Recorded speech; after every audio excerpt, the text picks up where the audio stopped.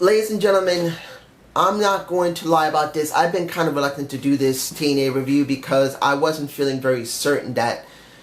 Look, when you saw last week, you saw how I felt. I felt like it was forced and it wasn't done appropriately. And Karen Jarrett did not speak well enough. It would have been better if they had let someone from TNA... They could have lied and said that someone from TNA went to GFW and came back, and they could have done a better angle. They didn't do it.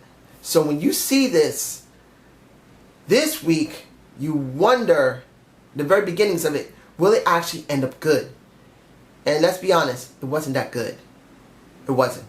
A lot of things here were done wrong, and TNA decided to take a bite out of WWE. I was so upset when this happened. But I'm leaving that for the end of my review because that's what I care about the most. Let's talk about what happened with Jeff Hardy, Matt Hardy, and EC3. When it came to their segments, it was okay.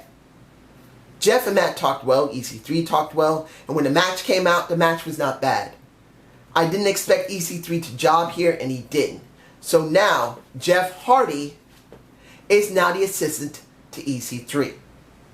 Now, what does that mean? Well, if Jeff is still not healed up enough and not cleared, this gives him a chance to be on television and to start building up a really strong face following. In other words, to get a lot of pops. By the time I think of Bound for Glory, we still got a little bit of time. We could actually have a very good match between Jeff and EC3. And I say this, I'm going to say this right now. When it comes to Matt, I know a lot of people are going to think Matt is not worth even thinking about. Why are you thinking about him? Well, I see him in disrespect. He has worked as long as Jeff had, and he's not a bad character. He's not a bad wrestler either. So if he ever did win the TNA World Heavyweight Championship, or the King of the Mountain for that matter, I would not be opposed to it. In actuality, I'd rather see him have the World Heavyweight Champion. He is a new dad. He has a kid. The money will come in, and he does need extra money for his family. And the guy deserves it. He would never get it from WWE. Not just because he doesn't have the credibility. It's because WWE didn't believe that Jeff or Matt. And Jeff has great charisma. If he wasn't doing so many drugs, he could have gone somewhere with it. So that's how I feel about that. The tag team match between the Wolves and Lee and what is the guy's name? Meyer? I can't remember the names of the guys right now. I'm sorry. But the match between them started because of what happened with Lashley and Chris Penensky. Chris Masters. The Adonis himself.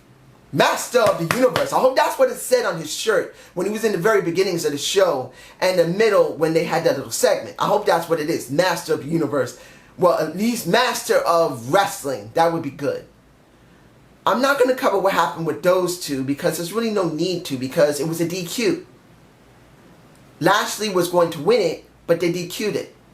So when Jeff Jarrett had his lovely wife Karen, who I wish would stop freaking talking. Look, if anyone likes Karen Jarrett, because even at the age of 42, she's a nice tall woman with not bad looking leg. Her boobs look pretty good. Her face doesn't look too bad. And if she doesn't talk, you would be more than happy to have her as your woman, have sex with her. She's not that bad looking. I'm the low maintenance type of guy. I don't need a lot. But if I go beyond that, she can't talk for shit. She can't talk. And I wish they would stop putting a mic in her hand. Either let her go and get some training in talking, or not let her talk. I don't hate her. Taking away from her beauty. She's not probably a bad woman, but she really is not an actress. So she needs to stop talking. But when they did this segment and brought out the Feast and Fire briefcase and mentioned that Magnus is now at FGW, well, not FCW, GFW. I don't know why I'm getting it mixed up. I have a lot on my mind, I'm sorry. It was a good thing to say. I did say former wrestlers needed to be interjected into this invasion or hostile takeover angle. I'm hoping that they'll bring back Magnus as a GFW guy. Let them bring in Mickie Jane as a GFW girl. They need to do this. If they do not, it will not feel credible. All the people that got there are minor workers. And I'm not against them. I love me some Lady Tappa. She looked cute. And I still believe Chris Master, the Adonis, still looks freaking buff, baby. He did fix his pec. He was having a problem with his pec. I think it was torn or something. But essentially speaking, they need more. Now, the GFW guys did win their tag team match against the Wolves. I never have a problem with it because you got to give them some reason to be there. And when it came to the Bobby Roode segment dealing with PJ Black, we had some bounce back because Bobby Roode did. I keep saying Robert to Bobby, I'm sorry. Bobby Roode did a nice segment which I did enjoy. Did it seem corny? Yeah, a little bit. But it made sense. He is a TNA original. He was the longest reigning champion. He is the it factor. He is the it factor, baby. And the match may not have been the best, but it was good. And he won the belt. He ran away.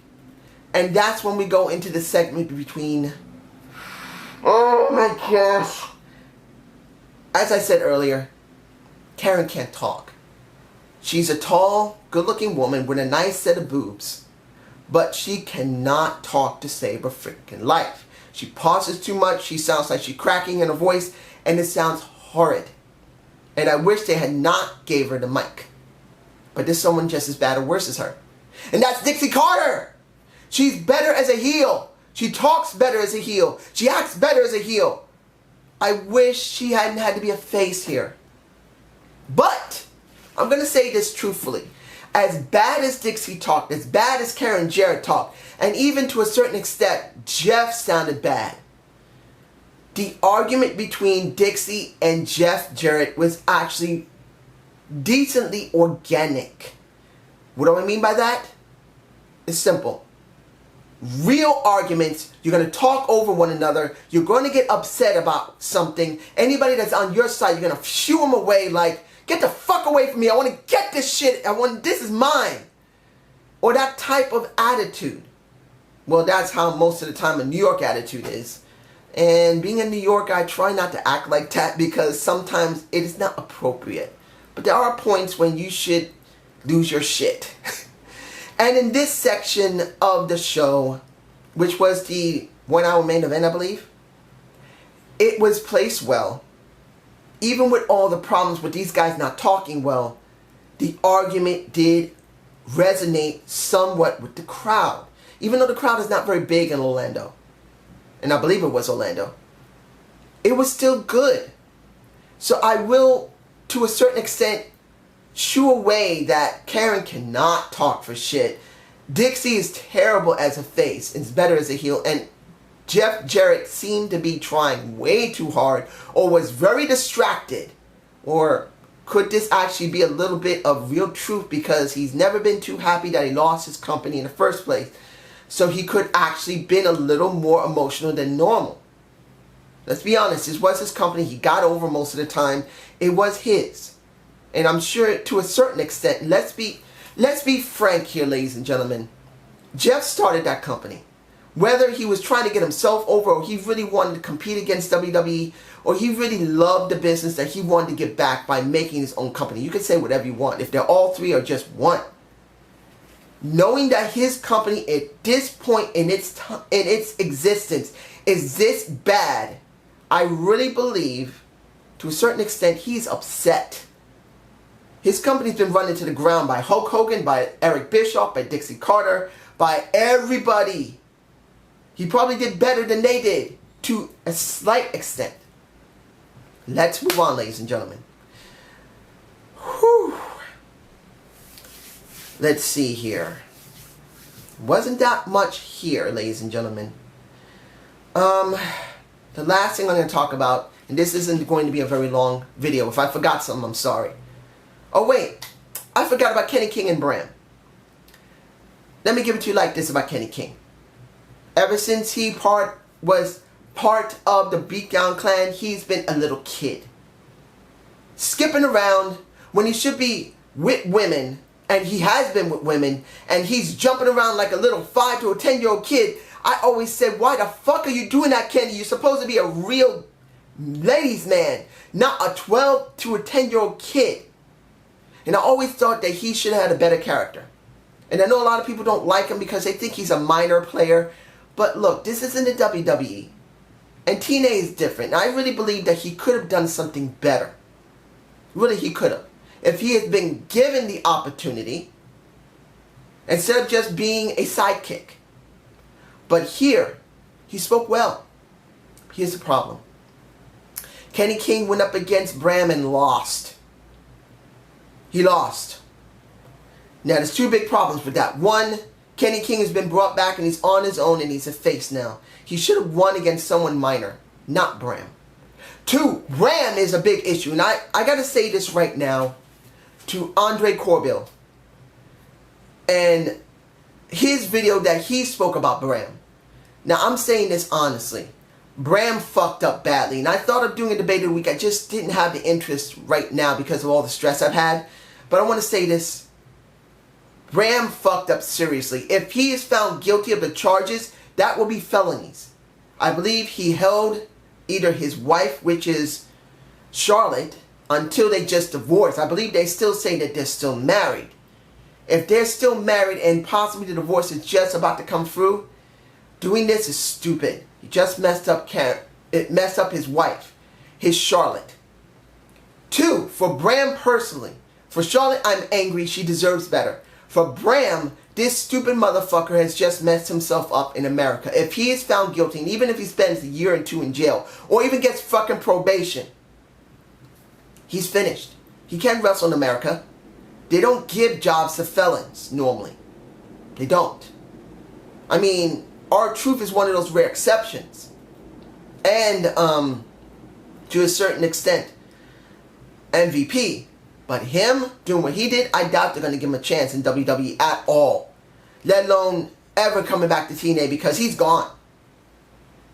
So the one thing I want to say for Andre Corbell, dude, it took a lot of courage to say what you said and show your emotion. And as I said in my comment, people won't just understand you. They'll love you for it. Not because you're trying to get rating. I mean, you're trying to get seen on YouTube. It's because you were honest about your feelings. As I said, I've had my own problems. I've had child abuse. I'm not going to get big into it, but I was badly treated as a child. I was. And I can understand and identify with most of what you went through. Not the same, because we both had different situations. But be proud of yourself, what you did. The woman that you love, you tell her that I love you. And if you ever feel still like you got issues, tell her, help, be by my side, help me to deal with my problems. Because this still hurts me. And I hope you have talked to her. And be proud of yourself, dude. Be really proud. Now, let's get back into this. That's about it. The only thing else I'm going to talk about is the one thing I cared about. And that was the dollhouse. And the beautiful people. Oh my God. Oh, damn it! Why did you do it, TNA? Why? I'm sorry, yo, ladies and gentlemen. It angered me to fuck. You just put Rebel on the dollhouse with Jade and Marty Bell. It actually could work. Instead of leaving them as the only female faction in TNA, you decide to bring back the beautiful people who will suck the life out of the entire group. Now I'm talking about all 6 women. All 3 of those women. Look, I love me my Angelina Love. She's a beautiful woman. Velvet's a nice looking woman. And you can say whatever you want about Madison Rayne. She's still a woman. You could take her or leave her. Separately, they individually have their strong points and their weaknesses. But when you put them all together and you use the same character you used 6, 7 years ago, it destroys the division. They took exactly the same page out of the WWE. Well, the WWE has 3 factions. Why not we do 2? Why? Marty Bell, Jade, and the new Rebel could have easily got them over. Having Karen on the not Karen, Terrence Terrell. You see, I got Karen on the brain because she stinks or because I want to screw her. I don't know which one. But when you see Terrence Terrell on the Titantron behind them and just talking actually makes this different. She's not there, but she's there. And that makes it special. But then you have to have one, Velvet Sky start talking again, which screwed up her entire and completely ruined her new character. Then you bring in the other two, which destroys everything. If you had just set it up that they were having a match, and this is if you were going to do this, and it would at least make some sense. If you were going to do this the way they did it, you could have done it better. You could have had Angelina Love get into a fight and Velvet coming out to try and stop them because, well, come after them because they've been attacking her. So with that, at least Angelina Love and Velvet Sky would have a reason to be together. Then you got Madison Rayne. Same thing could have happened. All three of them could have got together. And even though they still feel at odds and had fought each other a little bit, let's say they fought each other like they couldn't trust each other still, you could have built this up to actually bringing back the beautiful people properly. This was just thrown together at the spur of the moment and to hope it would stick. And it's terrible. It makes me incredibly upset that the dollhouse is about to be buried by the beautiful people. I didn't need to see this. And seeing that Madison Rayne is wearing a tight shirt to try and show her titties more. The Angelina Love is wearing a low-cut thing to try and show her titties more. And Velvet Sky is still wearing a very tight shirt to try and show her boobs more. Does not make me happy. Even though each one of them can wrestle and can talk to a certain extent. They suck together. How do I feel about this show? It sucked. Even though Bobby Roode won back the King of the Mountain title and GFW won the tag titles, which can make some sense. Seeing the beautiful people like this sucks. Seeing Bram, who's now been arrested and could be found guilty of felonies by beating a woman and then imprisoning her in his home, makes it even worse. But you guys tell me how you feel below. So I hope you enjoyed the Zane View. Please give me a comment below. I will be doing my next reviews. And I will be trying a debate of the week on, maybe I'll do one on one of the knockouts in TNA. You guys tell me below, should I do a TNA Rebel, maybe Havoc, Awesome Kong? Well, not a review, well, basically a debate of the week. You guys have a good day and have a good night. Peace!